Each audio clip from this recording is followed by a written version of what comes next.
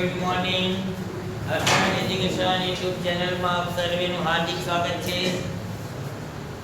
આપણે ફરી એકવાર ધોરણ 10 સામાજિક વિજ્ઞાન પાઠ નંબર 6 માં મળ્યા છીએ. સાંસ્કૃતિક વારસાના સ્થળો. આપણે અત્યાર સુધી પાઠ 6 ની અંદર ગુફા સ્થાપત્ય, અજંતા, ઇલોરા અને એલિફન્ટ. ગઈકાલે આપણે મહાબલીપુરમ અને પટ્ટદકલ ની ચર્ચા કરી. વિદ્યાર્થી મિત્રો, આ બધાએ મહાબલીપુરમ અને પટ્ટદકલ ઘણી એકવાર અભ્યાસ કર્યો છે. તો દરેક વિદ્યાર્થીનું પહેલા તો પુસ્તક બંધ.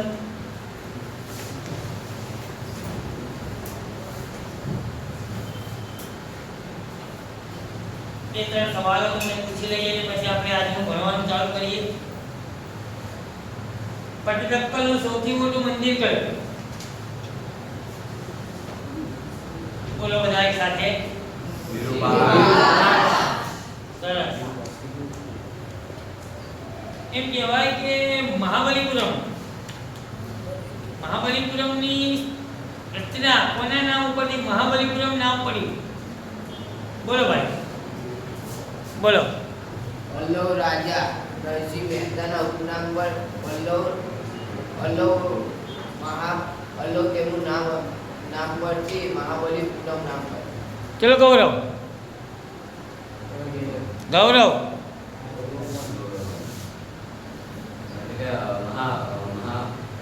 નરસિંહ વર્મન તેમનું નામ નરસિંહ વર્મન પ્રથમ તેમનું પલ્લવ તેમના નામ પરથી તેમના નગરનું નામ મહાબલીપુરમ રાખવામાં આવેલું હતું. બરાબર છે, સરસ. અહીંયા આપણે બે વિદ્યાર્થીઓએ જવાબ આપ્યા કે મહાબલીપુરમ નામ નરસિંહ વર્મન પ્રથમ. તે એવું કહ્યું કે નરસિંહ મહેતા નહીં, નરસિંહ વર્મન પ્રથમ. નરસિંહ વર્મન પ્રથમ નું ઉપનામ મહામલ્લ અને મહામલ્લ ઉપરથી મહાબલીપુરમ નામ આપવામાં આવ્યું છે. આ બધી ચર્ચા આપણે ગયા વિષયની અંદર કાલે કરી. આજે આપણે હવે ચર્ચા કરવી છે કે ખજુરાહોના મંદિર. તેની વાત કરીશું આપણે ખજુરાહોના મંદિર. ખજુરાહોના મંદિર મધ્યપ્રદેશના છત્તરપુર જિલ્લામાં આવેલા છે. ટૂંકમાં ખજુરાહોના મંદિર ક્યાં આવ્યા? તો મધ્યપ્રદેશ. ખજુરાહોના મંદિર મધ્યપ્રદેશના છત્તરપુર જિલ્લામાં આવેલા છે. પરીક્ષામાં તમને પ્રશ્ન પૂછાય કે ખજુરાહોના મંદિર વિશે માહિતી લખો. ખજુરાહોના મંદિર વિશે લખો અને ખજુરાહોના મંદિર વિશે ટૂંકમાં માહિતી આપો. તો તમારે લખવું પડે ખજુરાહોના મંદિર મધ્યપ્રદેશના છત્તરપુર જિલ્લામાં આવેલા છે. એટલે એક રીતે સાચી જ હોવી જોઈએ. તમને એ જ ખબર હોવી જોઈએ કે મધ્યપ્રદેશ તો ખજુરાહોના મંદિર ક્યાં આવ્યા? તો મધ્યપ્રદેશના છત્તરપુર જિલ્લામાં. હવે આ ખજુરાહો એ બુંદેલખંડના રાજાઓની રાજધાનીનું નગર હતું. બુંદેલખંડના ચંદેલ રાજાઓની રાજધાનીનું નગર હતું ખજુરાહો. એ પુસ્તક બંધ રાખવાનું કીધું દરેક વિદ્યાર્થીને. તમે જે ધ્યાનથી ભણો છો અહીં જો બોર્ડ ઉપર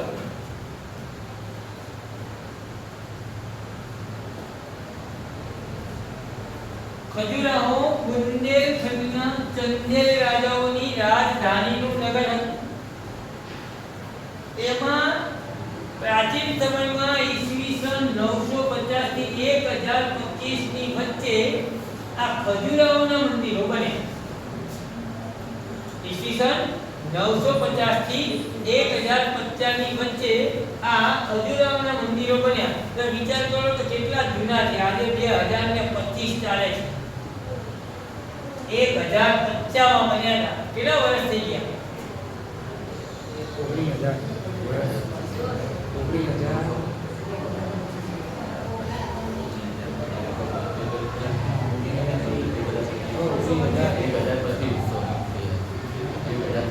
1025 એટલા વર્ષ પહેલાના મંદિરો છે. તો ઈસવીસન 950 થી 1025 ની વચ્ચે આ ખજુરાહોના મંદિરો બન્યા. કુલ મંદિરો 80 બન્યા. કેટલા બન્યા કુલ મંદિરો? 80. જેમાંથી 25 મંદિર અત્યારે હયાત છે. આટલા બધા જૂના હોય એટલે ખંડેર થાય એટલે પડી તો જાય. 25 મંદિર હયાત છે. એમાં જે મંદિર બને છે મોટાભાગના મંદિરો શિવ હતા. શિવ ધર્મ શિવ હતા અને કેટલાક વૈષ્ણવ હતા અને કેટલાક જૈન હતા. અને કહેવાનો મતલબ શિવ એટલે ભગવાન શંકરના મંદિર. શિવ એટલે શિવ ભગવાન શિવ એટલે શિવ કહેવાય. શું કહેવાય? શિવ ધર્મના એટલે કે ભગવાન શંકરના મંદિરો હતા. કેટલાક વૈષ્ણવ મંદિરો હતા.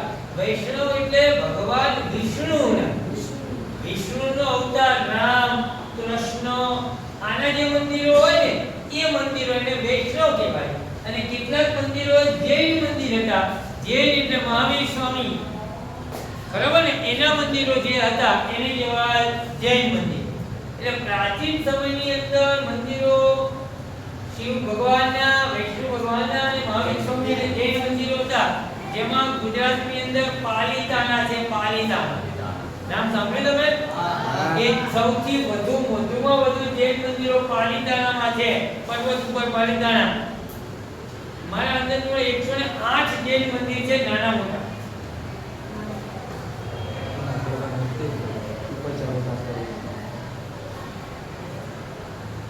તો શિવ ધર્મ એટલે ખબર પડી, શિવ વૈષ્ણવ અને જૈન. હવે આ બધા જ મંદિરોની રચના શૈલી અને શિલ્પ વિધાન છે એક સરખું હતું. બધા મંદિરો 80 રચના શૈલી શિલ્પ બધું કેવું હતું? એક સરખું. એ બધાની અંદર 64 યોગીનું મંદિર મુખ્ય મંદિર હતું. 64 યોગીનું જે મંદિર હતું એ મુખ્ય મંદિર હતું અને તેના તોરણની અલંકારિક શૈલી માટે તે જાણ્યું હતું. તેના તોરણની અલંકારિક શૈલી. હવે તોરણ એટલે શું?